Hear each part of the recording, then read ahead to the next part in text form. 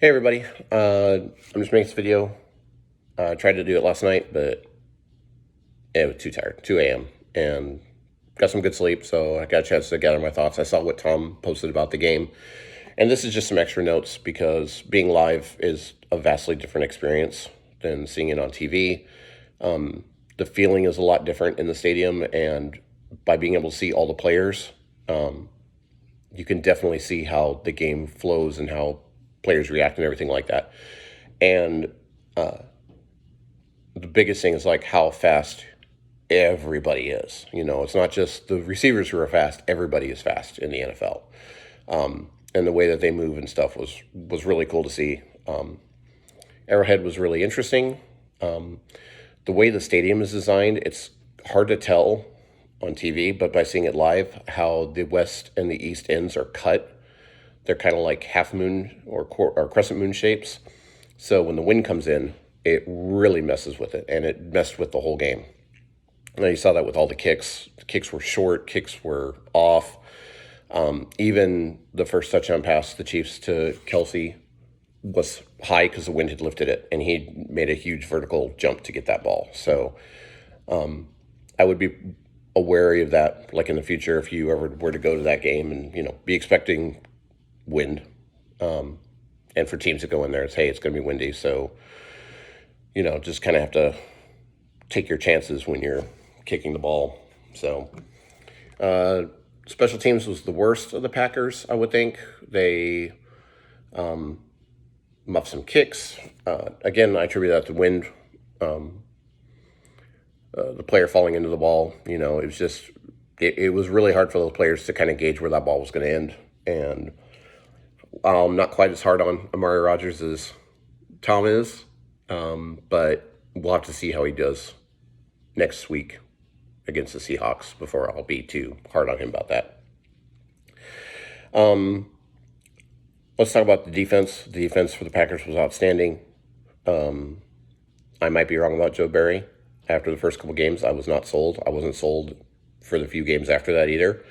But they've really rounded out well with the missing pieces and stuff. And the biggest thing is that linebacking core, which was Barry's strong suit coming into the season, they've really become a dominant force like that has not been seen since the 2010, 2011 teams. So that's really good. I'm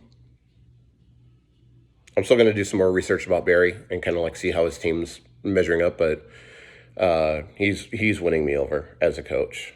The offense, Tom made some points about the offensive line, and here's the thing. In my opinion, the offensive line was spoiled because they had Aaron Rodgers all the time, you know, getting the ball 2 seconds or less. And so I think they were spoiled. They didn't have to think they have to protect as long, and they do. You know, Jordan Love is not Aaron Rodgers. And, you know, I think that the O-line, when they go back and take a look at the footage and stuff, they'll know that. Love in general, he's serviceable. He was a serviceable quarterback. He reminded me a lot about Brad Johnson, kind of his play style. He's not a risk taker like Favre is, and he's not mentally there yet like Aaron Rodgers is. He's just serviceable. And his biggest downside is his progression. He has no progression. He literally looks at the first guy, maybe the second guy, and then he starts running off. Again, him being skittish. So you saw that like through a lot of the game. He would just kind of dance around the pocket. He had like his feet were really jumping around. It wasn't like 3-step drop, 5-step drop, 7-step drop. Even in shotgun, you could see his feet were dancing a lot, and he wasn't feeling comfortable. Part of that was the pressure the Chiefs were doing, and part of it was he just doesn't have any real-time experience. And game speed, you know, they say all the time, game speed is different than practice speed. It is. It's massively different. I think he'll be fine. He'll just need more experience, and they're going to have to give that to him somehow, either by moving on from Rodgers or trading him off. But he's going to need experience to become a better quarterback. But he is not. Packers fans have been spoiled. Rodgers, Favre, even Mikowski before him. Mikowski was awesome.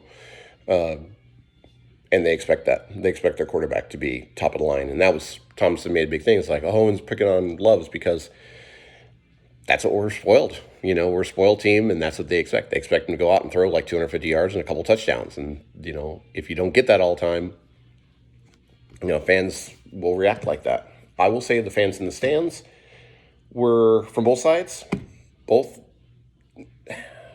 everyone was cheering, but it was like the game didn't matter. It didn't really affect in the long or short run, I think, for either team's chances later in the year.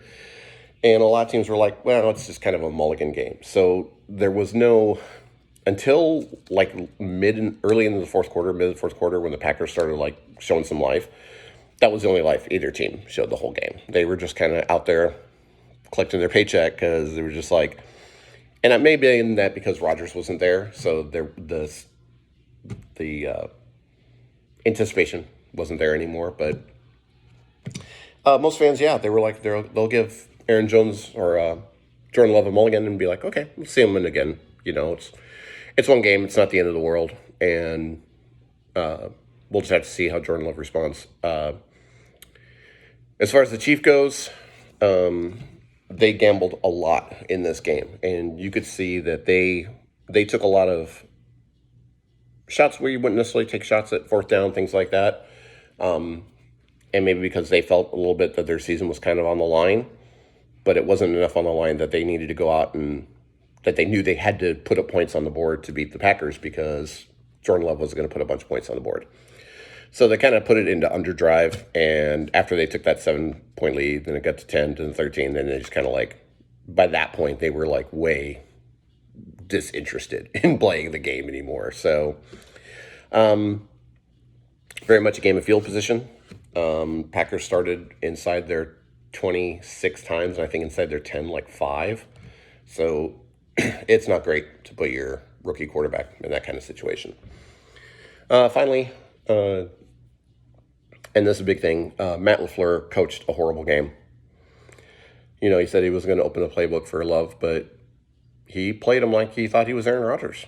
4th and 5, 3rd and 5, 3rd and 2, 4th and 1, 5 wide. No one in the backfield.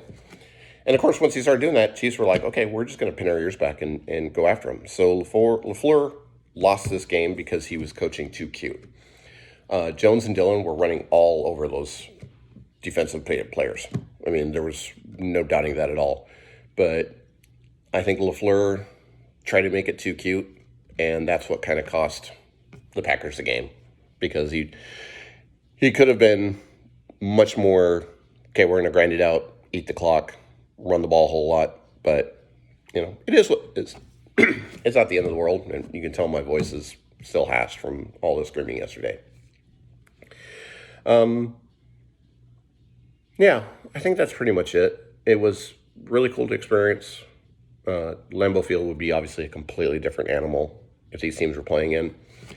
But, I'll hold reservations on the defense, but I think they're rounding into form really at this time of year, which is good. Jordan Love, he's going to have his off games, but, he's not Rodgers, he's not Favre, and he's not Mikowski. So he might get there at one point, but he's just not there now. And I think Packers fans are spoiled. So they want to see that level of play at all times. I mean, we're not the Vikings who are, 4-32, or the Bears who are 1-76, and the Lions haven't won a game in this century, I don't think. Packer fans don't play that. We've been spoiled. So, but yeah, it was good. It was a really good time. So I'll be in the chat tonight, I think, for the Monday night game. Say hi and stuff. But yeah, hope everyone's doing well. And as always, go Pack Go.